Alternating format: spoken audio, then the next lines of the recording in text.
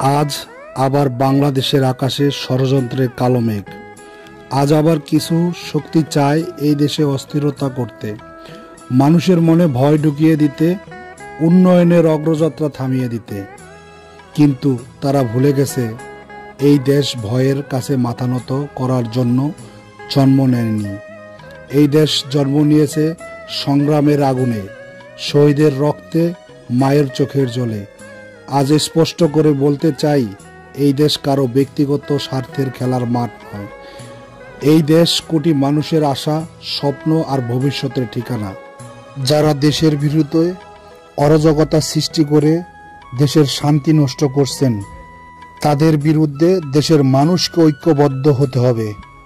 আজ চুপ থাকা মানেই দেশের সঙ্গে বিশ্বাসঘাতকতা করার সমান। আমরা শান্তি চাই, আমরা একটি স্বাধীন শক্তিশালী বাংলাদেশ চাই। তাই হাতে হাত ধরে কাঁধে কাঁধ মিলিয়ে দেশ রক্ষার শপথ নিতে হবে আমাদের। বাংলাদেশের বিরুদ্ধে কোনো ষড়যন্ত্র সফল হতে দেওয়া হবে না, কখনোই না। এই দেশ আমাদের, এই পতাকা আমাদের, এই দেশের ভবিষ্যৎ আমাদের সন্তানের। জয় বাংলা, জয় বঙ্গবন্ধু, জয় শেখ হাসিনা।